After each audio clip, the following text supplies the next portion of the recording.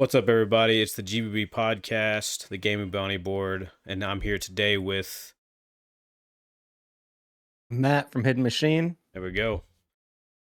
So what have you been playing recently, or anything interesting?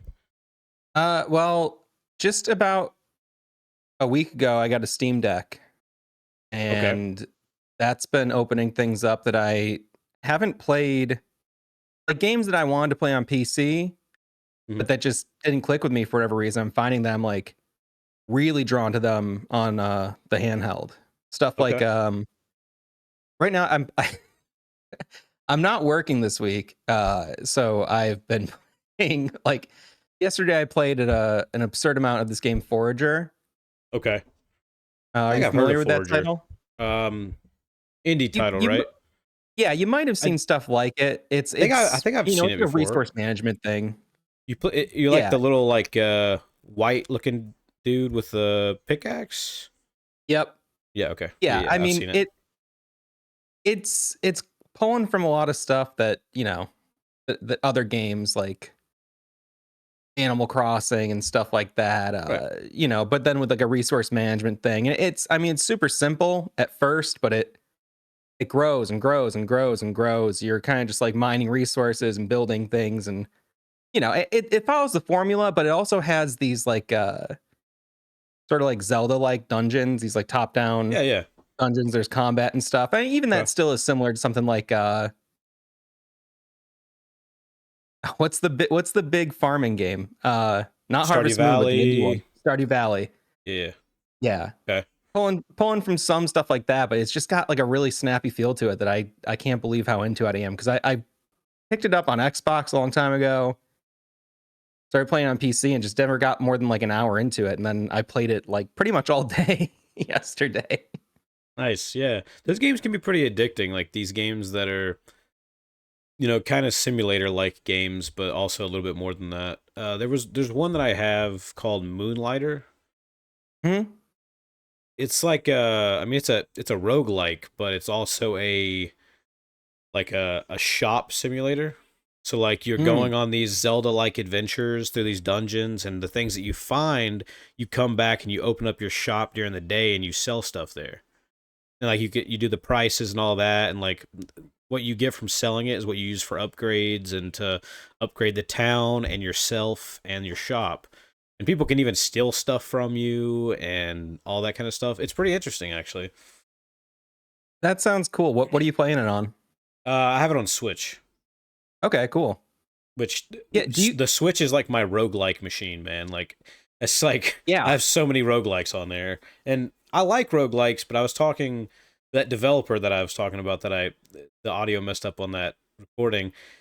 We were talking about like I have a mixed relationship with roguelikes. Like they're really good and really fun, but the Mhm. perceived amount of time that you have to invest, because in just in the scenario that you don't pick up right away on the gameplay loop, is kind of overwhelming, and it makes you kind of not want to prioritize them when you could play something else that's is shorter or is simpler. Mhm. And so Yeah, yeah. I identify with that. I find that some games, like some roguelites, are almost like sometimes they have like this immediate satisfaction thing, and you feel like Yeah. they kind of front load some progress, and Hades is that perfect at that. Hades oh is perfect yes, at that. That is yeah. by far the best roguelike ever made. And I don't care what you say. And like I don't think anybody's gonna beat it until I think Hades it 2 comes sucks. out. You think No, it uh, sucks? no, I'm so into that game. I Yeah. put No, so many yeah, I figured hours you would. into it.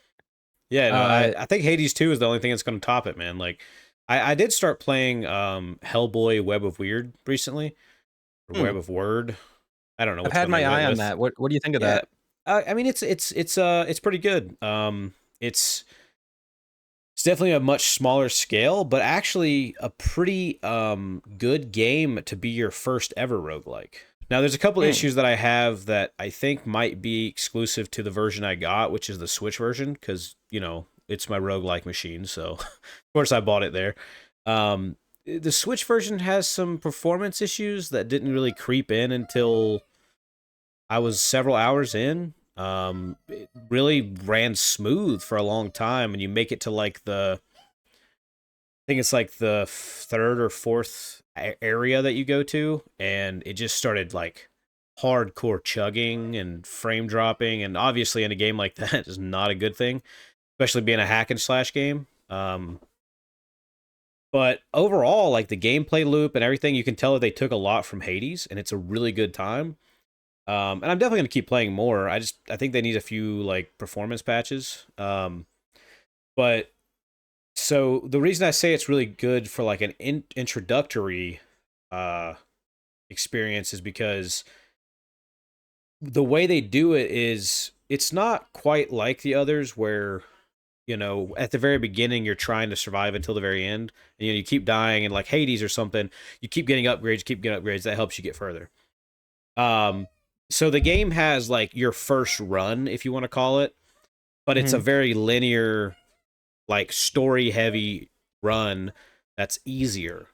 It allows you to beat the game from beginning to end with little challenge to get used to every area, every enemy, everything, and all the mechanics, and have it all shown to you without completely kicking your ass.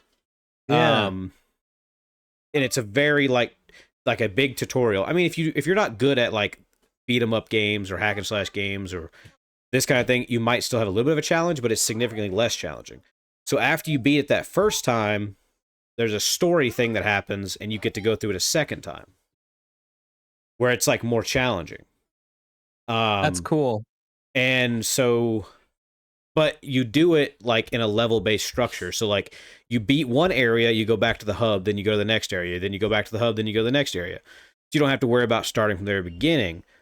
And then from what I was reading online, the third playthrough is the playthrough, like the third run is the time that you have to go from beginning to end in one run, like in one life, like you would typically. So you go like easier, harder, and there's like story reasons why you're doing it again after beating everything.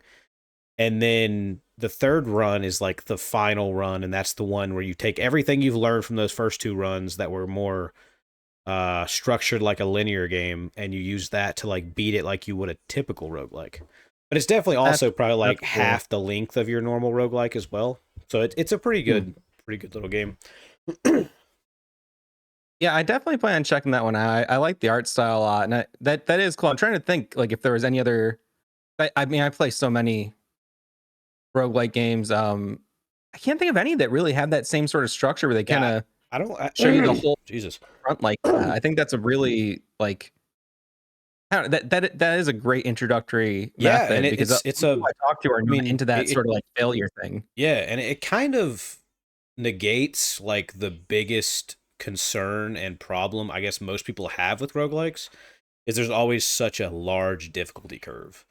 And that that varies person to person, but there's always a difficulty curve because you got to learn the ropes like you would any video game, but you always have to go from beginning to very end in like one run to technically accomplish something, though you are in a roguelite like Hades or something getting constant progression through story and dialogue and upgrades and stuff like that.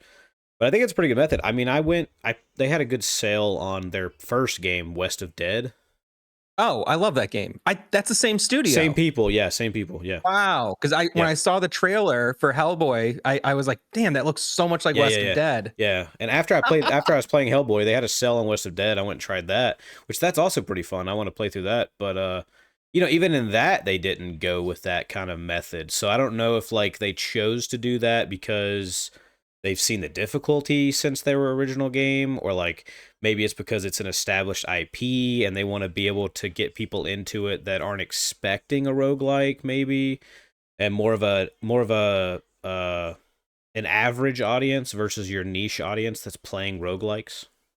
Yeah, that makes sense, because I played a lot of West of Dead. I haven't completed a full run yet, actually. I mean, I've gotten pretty far, but it's pretty good. I like that one too.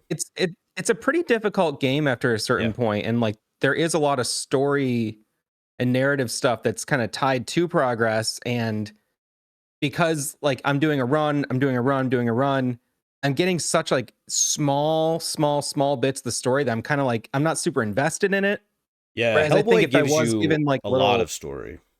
That'd be nice. Getting like a It little more of hopefully a, gives you a lot. you know, It gives you like you find little like tidbits here and there mhm. while you're playing, and then when you go back to the hub, there's certain people you can talk to about things you find, and it'll like give Yeah. you lore on the different realms, and like it'll give you lore on the mansion that you're in the hub.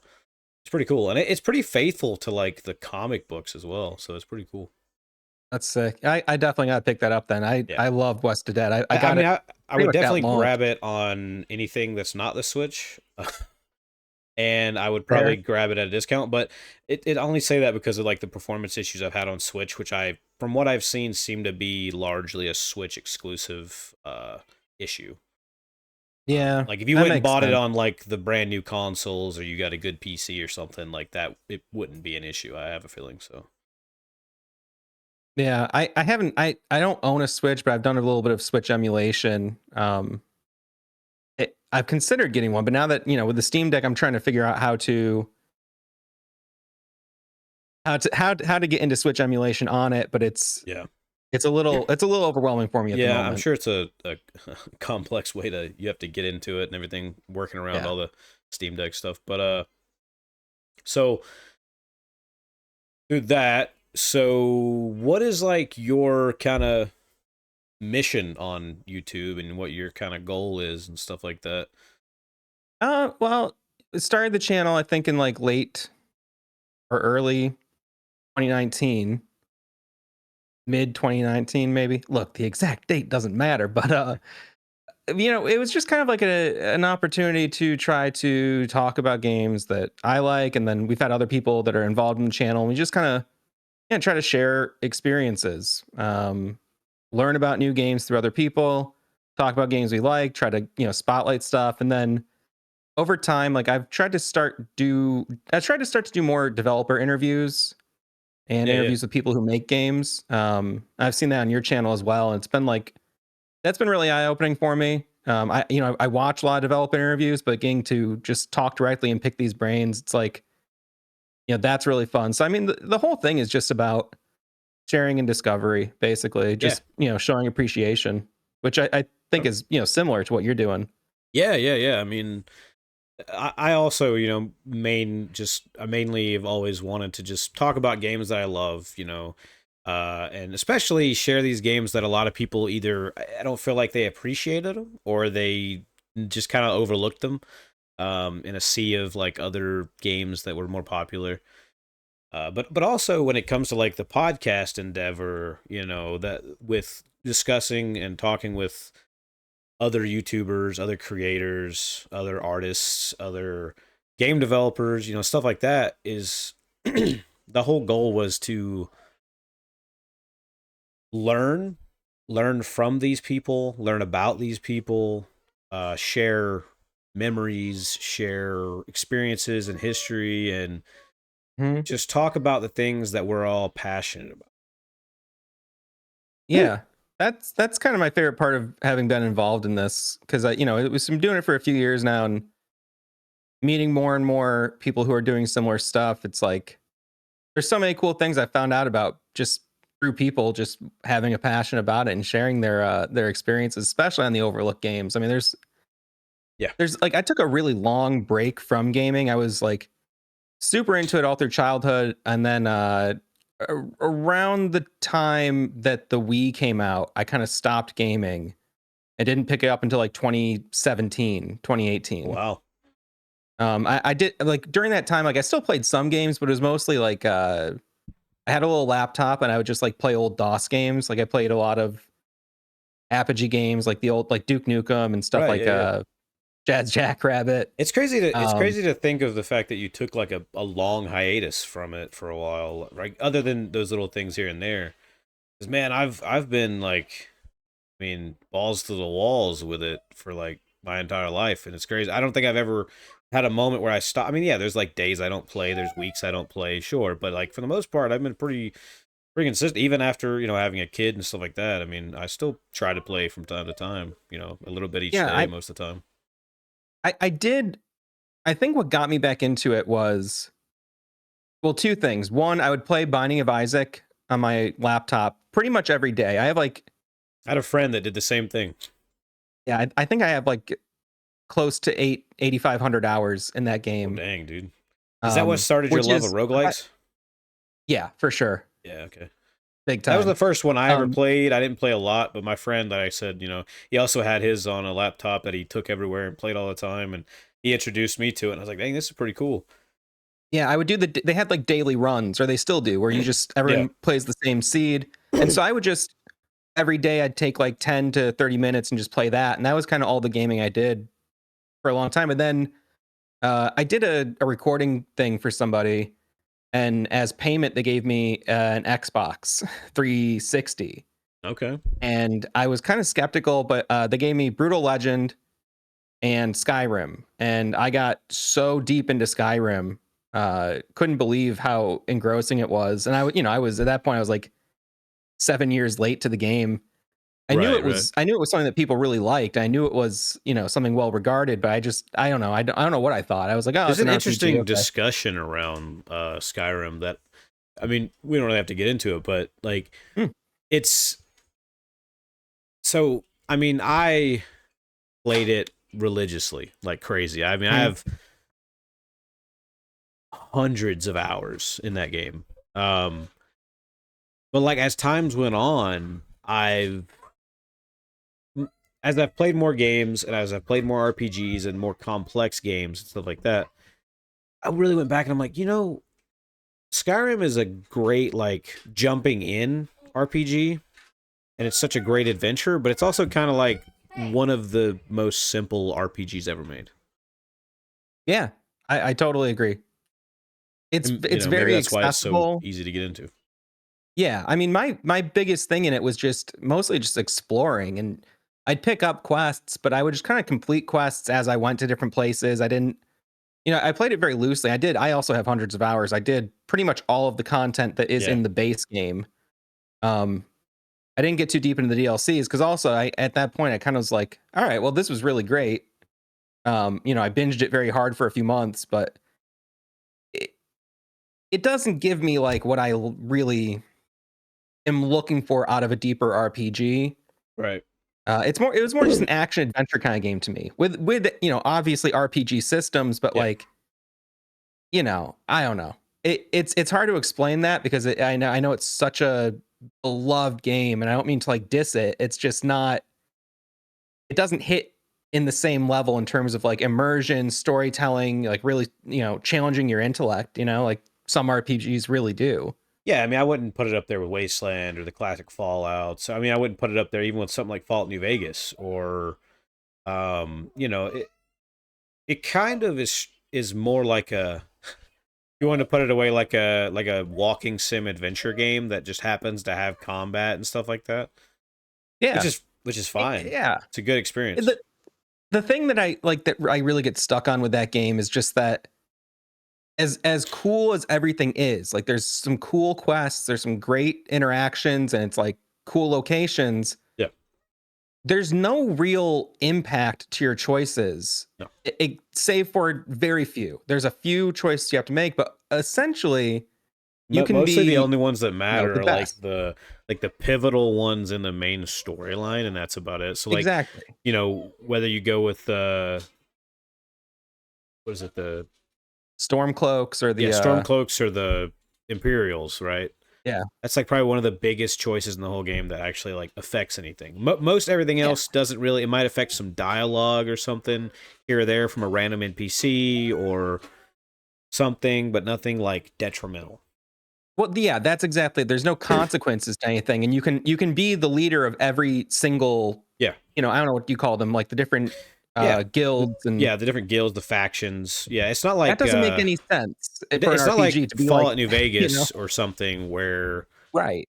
where you can go and join. You can join almost all of them, but then like you'll get to one and like they'll be like, "Well, you gotta, you're like really big into this one," and they're like, "We can't be associated with you. So if you don't leave the premises right now, we're gonna blow your brains out," kind of thing. You know what I mean? Like, and that Yeah, you happens, and can't be like everybody's best friend. yeah, you can't, and you'll hit a point where your allegiance is, your good karma is so high and your allegiance is so far into one faction that even without you knowing it, all these other ones are going to start taking notice, and that's going to affect like your dialogue with them, whether certain quest lines are available or not, you know. Yeah, I think part of the reason why Skyrim is so successful is the fact that like you really can't make a wrong choice. And I've talked to people who haven't played, like the Wasteland sequels are a great example. I've had friends who started that and they're like, "Oh, which choice do I pick?" I go, "You just gotta go forward. You'll make a decision, but there's not really a right and wrong decision, even though it feels like there is, you know." And that's Yeah, the kind of thing where it's like a good Skyrim really lacks RPG, that. a really good RPG, whether it be small scale like something like Fallout New Vegas or like the Outer Worlds, or if it's larger like Wasteland 1, 2, or 3, or let's just say like Torment, Tides of Numenera, or like Hmm. Planescape Torment, or the classic Fallouts. It's a game that, you know, gives you big and small consequences to every action you make, and it's not that Yeah. like everything you do is good or bad, but it's more morally gray. Everything you do Yeah. has a consequence, but it's gray, and it's all dependent on the person, the place, and so on. Yeah, and I think that can be a little overwhelming for people who are coming Oh to yeah, it from like if you know the Bethesda games are their first RPGs, it's kind of like, oh no, am I doing the thing wrong? And it's like, just you gotta just let yeah, go and just make choices. And hey, sometimes you'll regret your decision, but there's gonna be a new decision coming up soon, and you just yeah. gotta move on, And Oh that yeah, I agree. offers so much more replayability to me. Yeah, yeah, yeah. And that's why, you know, save scumming such a bad thing. You know, everybody wants to reload and try it again. You know, get a different outcome, that kind of stuff. Yeah, I It's try like, not to. Sometimes I get yeah, tempted, but I try my best not to, but it's like playing Disco Elysium or something. You know, where it's like oh it's yeah, all to the dice roll, and you can't really change much. You know, you can't really go back and change a whole lot. There's something special about not being able to change your outcome that I kind of yeah, like. You know, but I also, totally. to some degree, I do like being able to go back, right? But sticking with your options, it gives you such a unique experience that feels like life. You know, it feels like you're just kind of going, and you have to take the punches, you have to go with the flow, you kind of have to just take the cards you're dealt. Yeah, Disco Elysium is a great example too, because I've had several friends play it, and their games were entirely different from mine.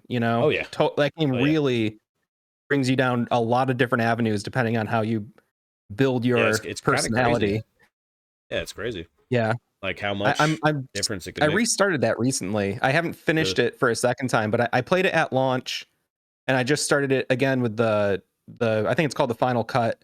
Yeah, Um, they added the full voice acting and some new scenarios and stuff. So yeah, it's been really cool to get back into it and see yeah. how the I game haven't I kind of haven't slightly changed. finished it, but yeah, I haven't finished it. But I've been playing the Final Cut version on PC as well. Cool. Really good. Well, yeah, highly recommend getting through it. Although even just I'll do my even just best. playing through parts of it are just like Oh, it's good. I totally mean, yeah, I definitely got satisfying. to get back to it. There's a game that I got it off. I got it for cheap, and it's called Game Deck, Hmm.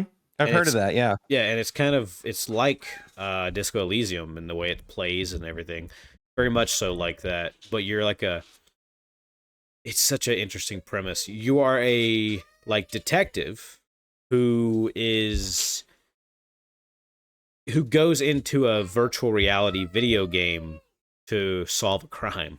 Like it's such a Okay. crazy premise. It's kind of like this cyberpunk kind of vibe to it, but it's actually That's really so good. It's if you like Disco Elysium, I think that's a game that's like right up your alley. That would be something that you cool. could potentially enjoy. Would definitely check I'll it out. definitely make note of that. It's called Game Deck. Game Deck, yeah, I've, yeah, I've like seen that DEC, listed somewhere. yeah, Yeah. yeah. It's a pretty good one. I enjoyed that one. Uh, I'm also oh, what was that? hmm? Oh, I thought you were going somewhere with it. No. You good? I was gonna say I'm also replaying right now through Death Stranding, which I never Okay. beat, I think I but I got saw pretty far. something about that, like on your channel recently or something. Yeah, one of our so Jordan, who's another person on the channel, has been streaming it. Okay. Um, and yeah, I've been pushing him to play it, and he immediately loved it. I'm glad because I know it's like Yeah, kind of like a you might like it or you won't yeah. kind of game. I rented it from I rent it from back in like 2019. I rented it from Redbox, and Hmm. when they were still renting games, and I rented it for PS4, and I played like a few hours of it before I returned it the next day, and that's the last I played of it. And it's definitely like a unique experience. Like there's something special about how you affect other people's worlds and they affect yours, and like that kind of like Journey or that kind of game. Yeah. But at the same time, it's also like kind of it's a delivery game, which isn't a bad thing, right? Right. But it's like it's not the easiest thing for some like to market to get someone into. But it has that like graphical No. quality and story of like a Metal Gear Solid. It's Yeah, such a it's a weird combination of elements. it's very hard to describe like that some of like the best parts in the game are like these very quiet zen Yeah. moments where you're just like trying to slowly climb up a hillside and it's like that doesn't sound exciting at all. Right, yeah. It doesn't look exciting. Yeah. but And it's one but of those the games where you have to like it feels understand the good. full picture to like for it to make full sense. Totally. And you really have to understand like where Hideo Kojima was coming from when he made it. Mhm. To I guess to really fully grasp it. And it wasn't really until after I had watched a couple of his like development things on it, and I watched a couple of essays on it and stuff like that, and just kind of dug into it a little bit more. I watched some more gameplay, and I want to get it and play it, like actually buy it. Um, but it took me a little bit to kind of like fully grasp everything and just kind of understand it more because I liked it, but it was just so different, right? It's just such a unique experience. Yeah, I think I'm pretty sure I was sick with COVID when I got it, and so I was just kind of like bound to the couch and was kind of just like, all right, I gotta Let's just push do through something this. because I Yeah, can't let's move play it. around. Um, but I never beat it. It actually feels And I'm like going to this time. it's kind of interesting the time that game dropped because of just like the meaning of the game and its purpose, Right. and then it Yeah, happens right around the time COVID happens was totally. crazy because it's just like it's like the perfect thing for something like that at a time like that. It's crazy, but Yeah. it was fate. It was destined. Are you looking forward to the new Kojima games? Yeah, The yeah. I mean, OD and I'm definitely intrigued to see what he does with Death Stranding 2 because, like, I don't know, like, I don't know what you can do to make it different, but I don't know if it would be safe to make it the same. You know what I'm saying? yeah, I'm totally in the dark on it, but I wouldn't be surprised if they totally switched up the gameplay. I mean, it might be like, hey, this is this is now actually fully my spiritual successor to my series Metal Gear Solid, like, and he just I makes it a would full love for blown something like that. stealth game. Which I mean, it could work because there was elements of that in Death Stranding, right? There was elements For sure. of combat and stealth and stuff like that. Um, and then the new one, what called again? I forgot the name of it. That he's doing with OD?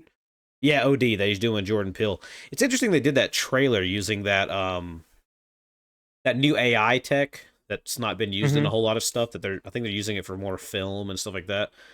But like the video of the actors talking, that was fully AI, not actual actors. Like Oh, so it was just scans that of the was the actors or that was AI of the actors wow. using that one specific technology that I forget the name of. You can like I think you can find it Huh. on their like site or whatever. Because I didn't know that until I read that. 'Cause I thought it was the I was actors not aware doing of it, that. but Huh. it's the AI tech. It's a facial AI tech that they showed off like a few years ago, and they haven't really used it for much. Interesting. Yeah, Yeah. I have no idea what to expect from that. He just keeps saying it's going to be a whole new thing. Like there's no precedence for the type of experience it is.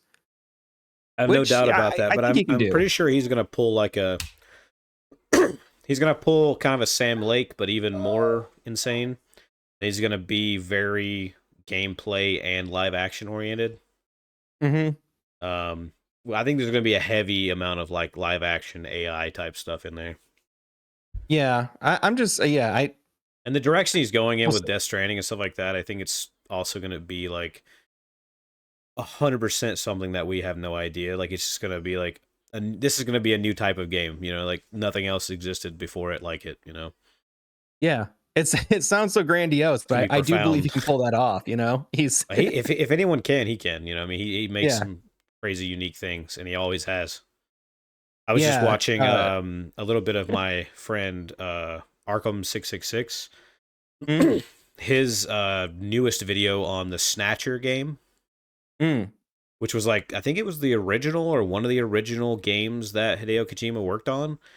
And like hmm. it hardly has any gameplay really. Like it's more of just like a narrative story, almost like a video game movie in a way.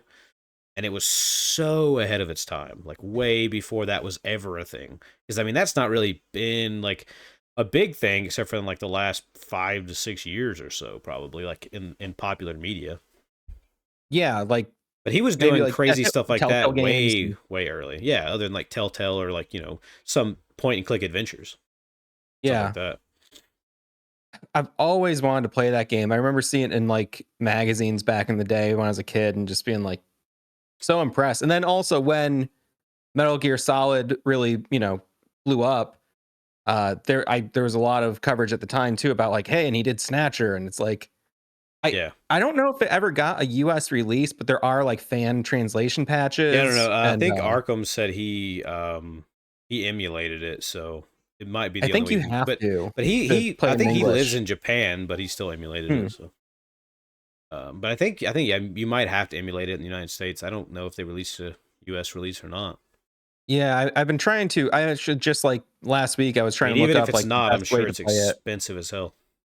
Oh yeah, crazy, crazy, I mean, it crazy was a Hideo expensive. Kojima game. Even if nobody liked it then, now it's worth a lot. Like, you know what I mean? Yeah, Because Hideo Kojima. Then he yeah. wasn't as well known, but There's a few different versions that like some are more censored than others, and some have right. different. Oh So no, I'm trying to no, no, find. I no. Wait, want okay, the so wait, most full there one. is an American version because Okay. he said in his video that in the American version they censored some like a certain scene where there was like a lot of nudity in a Hmm. game like that at that time, which is interesting, but they censored the whole scene in America versus Weird. Japan. It is weird Yeah, because I think some violence as well was also censored, but usually yeah, America I doesn't mean that censor that much, was a so it was common. weird. But that was a time before that was common. Right, that's the thing. Like back in the day, games were a lot more Yeah. square. Yeah. Yeah, they were a lot more square. They were a lot more, they're for kids. Yeah, man. So, you got any questions for me regarding I'm anything? curious what games you're playing lately. Yeah. What are you playing right now? Anything in particular? Well, see, I'm kind of like jumping around as I do, but I just Hmm. got done finishing Alan Wake 2 a few days Oh, what'd you ago. think? Phenomenal is what I think. Oh, all right, cool. Yeah, it's amazing. I loved it, dude. It's up there probably as one of the best games I think I've played in a very long time. Like it's a really good game. I don't want to get too deep into it. I promised my friend Storm that we'd break it down in a podcast, but Yeah, dude, it's that's good. fine. It's good. I've we just put out a 10-hour long series breaking Yeah, it no, down, so I've I talked on the saw game you. enough. I saw you releasing videos on it. Well, I'm over here playing it, and I'm like, dang, he's releasing another video on it. Another video on it. It's yeah, I'm definitely I'm definitely obsessed with that series, but Good, man. I was very happy with how that came out, I'll say. Okay, yeah. I mean, I'll definitely check it out now that I've finally beat it. Check Oh, out the thanks. videos. Yeah, yeah. Yeah, there's a lot. Oh yeah, it's all good. I'll make some time. But yeah, man. So I got back into Journey of the Savage Planet a little bit. You ever play that? Do you know what that is? No, I've heard of it, but can you tell me about it? Okay, yeah, yeah. It's by Typhoon Studios, which they're now Raccoon Logic because of a whole thing with Google Stadia. They were bought out by Mm. Stadia. Stadia shut down. Studio shut down. Then they were able to Oh, get the okay. rights to the game back. But it's basically like a semi open world uh Metroid Prime inspired Metroidvania Hmm. that's in like this weird and wacky world, but it's kind of like a sci-fi, like a old school like sci-fi parody kind of thing. It's got like these goofy ads and like just like the dystopian vibe that like trying to look like everything's happy-go-lucky, but it's actually just evil all underneath, but it's all in like Hmm. a humorous light. Okay. And they had like the running gag that like Kindred Aerospace, which is the company that you work for, your character, and the fourth best aerospace corporation, and like that was the whole running gag with marketing and everything. They're the fourth best, and it's pretty funny. And they're all like like pretty big developers. Like the director Alex Hutchinson, he was like the game director for Assassin's Creed and Far Cry, and like Sims 2 and a bunch Hmm. of different stuff. And there are a few other people that have worked on Assassin's Creed and some other different games on the team as well. And it's a That's really cool, cool. like fun experience. And they made it, like there's a tracker if you want to like 100% the game. Everything's tracked, like every collectible and everything. There's like enough guidance you'll know where you're going, but they don't handhold you to the point that you can't explore and find things. Hmm. And they kind of made it so like because they were kind of tired of so many big games that took you hundreds of hours and stuff like that. So they wanted to make a game for like the mom, the dad, the working man kind of thing, So they made a game that you could probably beat in like 5 hours or so, or if you want 100% it, you're looking at like another 12 or so, depending on how much you get lost exploring. So it's a I very love that. good game. That was like the appeal to me for the I think you mentioned the Outer Worlds.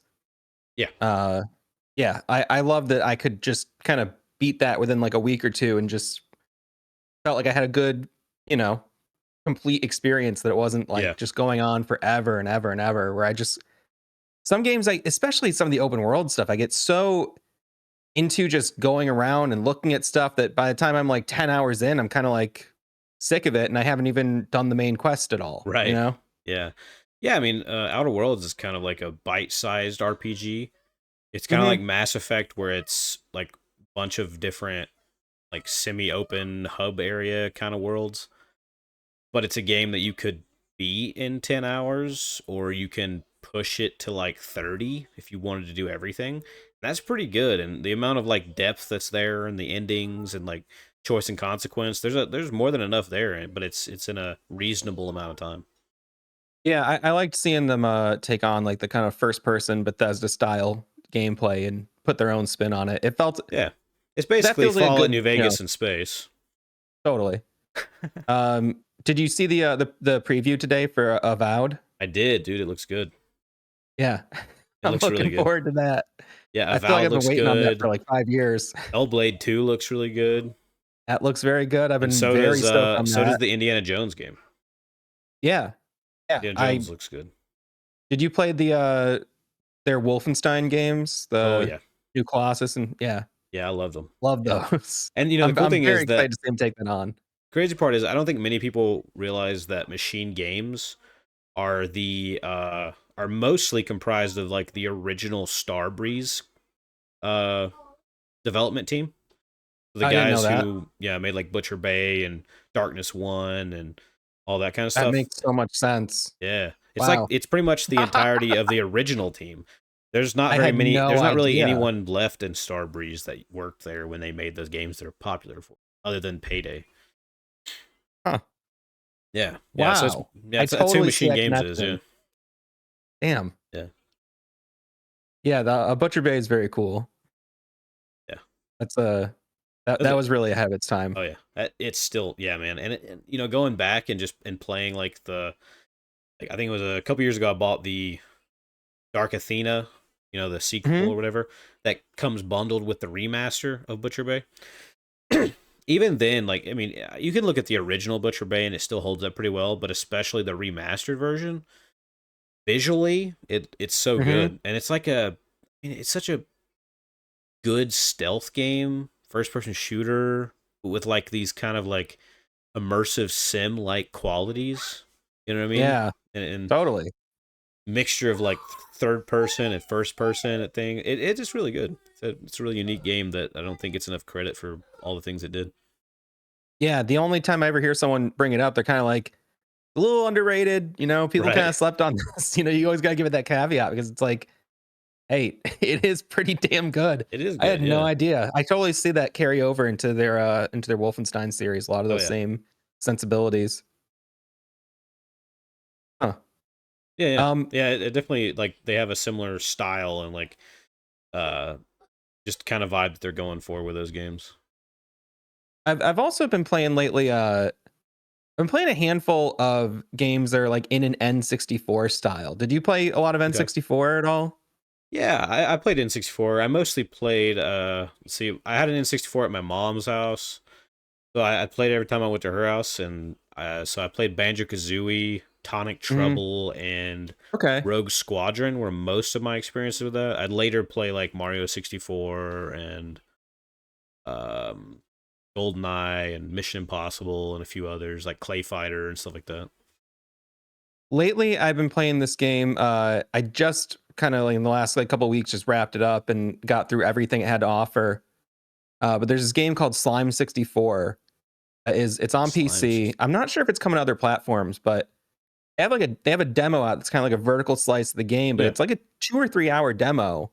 It's like hmm, a pretty substantial game, and it's right. like just a solid N64 style platformer collectathon kind of Okay, exploratory game. But you have like 5 or 6 different forms that you can take on. You're this little yeah, yeah, slime that kind of absorbs the things around you. So you have like okay. they're all elemental, air, fire, water, and the rest. And And man, I'm right, so impressed by it. So they have a free thing on there I want to shout out that if you're looking for something in that style, if you miss those old platforms, it's like it feels great and works really well, looks really good because I've been going back to some N64 games and I yeah. can't believe how much I now struggle with the camera. When I like back in the day, I had frustration So we sometimes. So I just kind talking of sucked it mostly up. like 3D platformers. Even even like I was playing Turok on N64 and it was like, Okay. wow, some of this is like pretty rough. But the platformers too. Goldeneye's camera is really bad. I mean, I it's was like so pumped you're on the attached to like the gun, and it's just like, I know. you know what I mean. It's Well, really yeah, weird. there's a But they made little the while impossible ago. happen. People told them, "Hey, yeah, you're not gonna put a first person shooter on the N64," and they're like, "Watch this." I still played a ton of it back in the day, but if anyone ever gets their hands on through whatever means they can, there was the leaked version of the Xbox Live Arcade like remaster remake of the Yeah, game. I got to play that and it's it's perfect. I mean, it just feels like a modern yeah, smooth shooter, but it's GoldenEye and it's very true yeah. to the original in every way except like it's not awkward to Right, play. yeah. And if anybody's a fan of GoldenEye and you haven't played Perfect Dark, that's a must as well. I've never played it. I had it back in the day. I didn't have the expansion pack, so I couldn't Well, if you I don't know if you do you have an Xbox or Game yeah. Pass? Yeah, okay. Well, I Mhm. mean, if you get like Rare Replay, you can play Perfect Dark and Perfect Dark Zero. Oh, I didn't know that was on there. Okay. Yeah, Is yeah. that just like all their stuff Yeah, basically that Rare on Replay that? is like every game they ever made, all the way up to Sea of Thieves. Sea of Wow. Thieves isn't on there, but like everything else is. It's like their whole things from like the '80s onward. Cool. Yeah, Huh. I had no idea. I mean, I love a lot of rare games, but I yeah. somehow missed I I mean, was playing yeah. through Grab by the Uh Ghoulies on there. that's a that's a fun Yeah, one. I like Grab by the Ghoulies. I haven't finished it yet. I'm like at the very end, but that one's really good. I never played it until recently, Yeah, and same I'm a here. huge Banjo Kazooie fan. Uh it's another game I'm playing that's similar. It's called Corn Kids 64 I saw that and actually that's like recently. I saw that on it's there. kind of similar to like a Banjo Kazooie. Um, it is crazy good. It's another. This one is like a full game. It might be. I don't think it's an early access or anything. I think it's been fully released, but yeah, it's such a solid N64 style platformer, and it looks and feels just like the old games did. But again, Okay, just tweaked just enough that it feels good on like a modern gamepad. okay, that's cool. Yeah, definitely recommend that to anyone who's into the like that. Basically, those 3D platformers. Did you play the ukulele games at all? Yeah, yeah. I played ukulele and I played Impossible Lair as well. I haven't beat Impossible Lair. I have it on Switch, But I did Mhm. play the original ukulele, and I absolutely loved it. Cool. Yeah, I liked that one a lot too. I wasn't as into the sequel. I want to give it another chance though. I found like just the navigation between the levels and stuff was confusing to me. Like Yeah, the overworld and everything. yeah, yeah, It yeah, didn't quite click. That I mean, because that's the one that's more in like the Donkey Kong Country yeah, style, yeah, right? It's like yeah, yeah. Donkey Kong Country is like one of my favorite games of all time, and yeah, I think like I was going into it expecting too much, of that instead of just accepting this game for what it was. yeah. I get that. I mean, it does some pretty cool stuff with it though. But it is confusing in some other areas. But yeah, I really like ukulele. I've always been a pretty big fan of 3D platformers. I also grew up playing Spyro, which is really good as well. Yeah, I played that a bunch back in the day. Like a neighbor had it, and I was like, I never had a PlayStation. I'm Okay, only actually recently like catching up on a lot of PlayStation games, but gotcha. I Yeah, they played got that quite the as a kid. library, especially like Yeah, PS1, PS2. There's all kinds of great ones.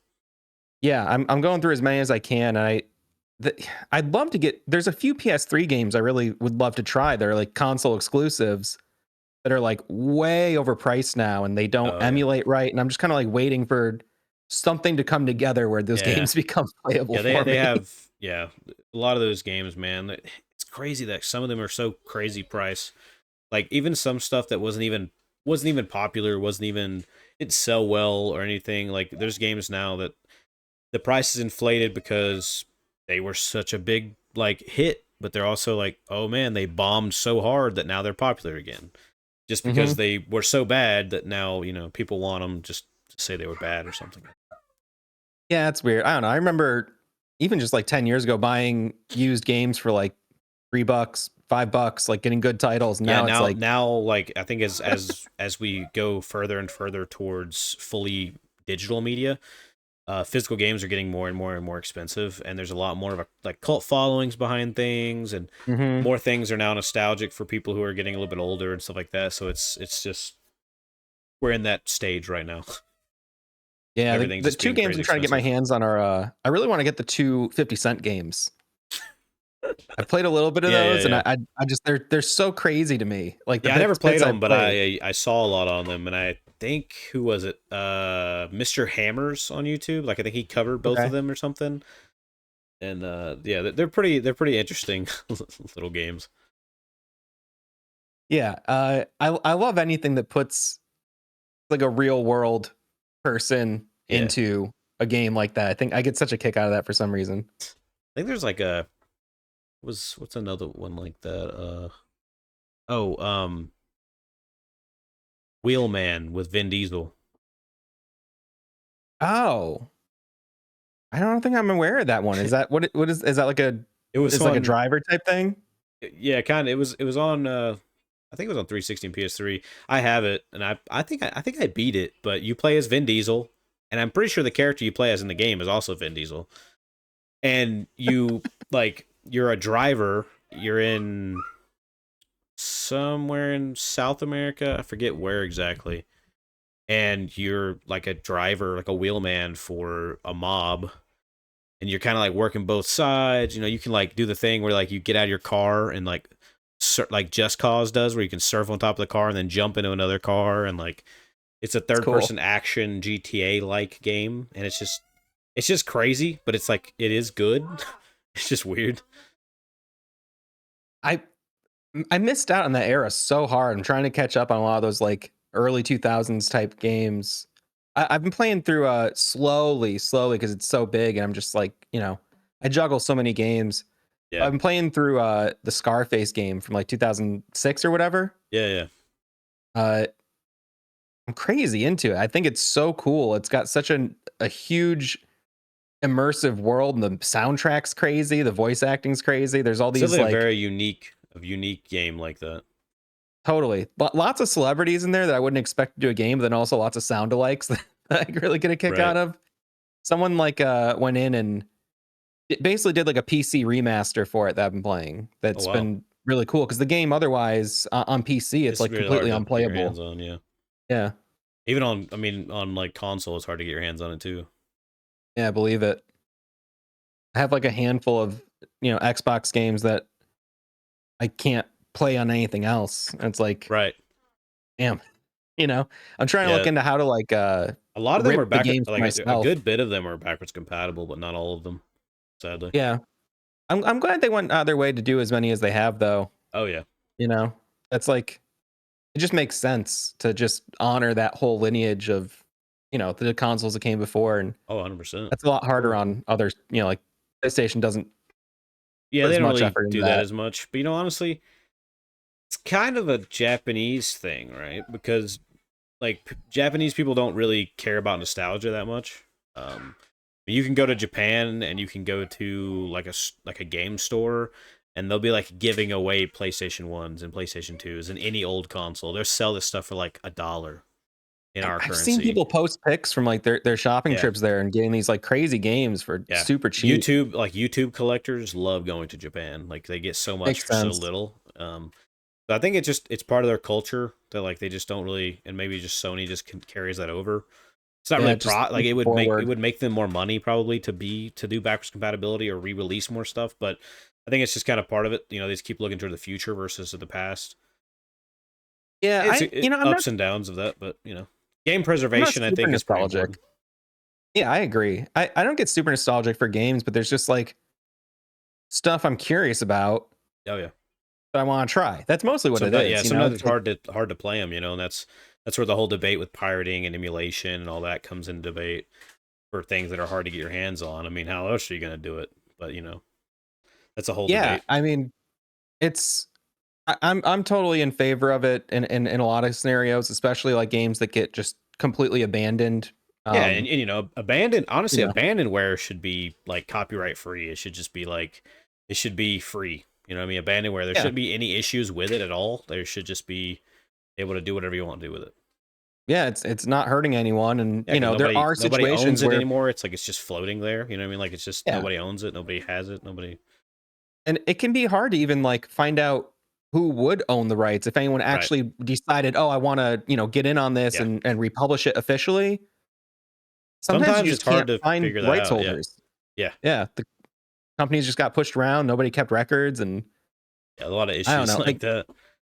But even some like super popular games, like I've started. I had to start playing like a downloaded. I downloaded like a repack, like a pirated repack of the first Max Payne game Right. because when I upgraded to Windows 11, the game wouldn't run on my PC anymore. And I started trying to use all these like fixes and patches that are out there, and they worked for me on Windows 10. They didn't Windows work on 11 Windows just 11. doesn't work, and That's crazy. but I find like a repack site and someone's just got it running 100%, looks Right. great, Right. plays great, no issue. It's like, at that point, it's like I bought the game, I just want to be able to play it. And I Oh know yeah. Why not? Rockstar is not going to, put development money into a No. 20-year-old game.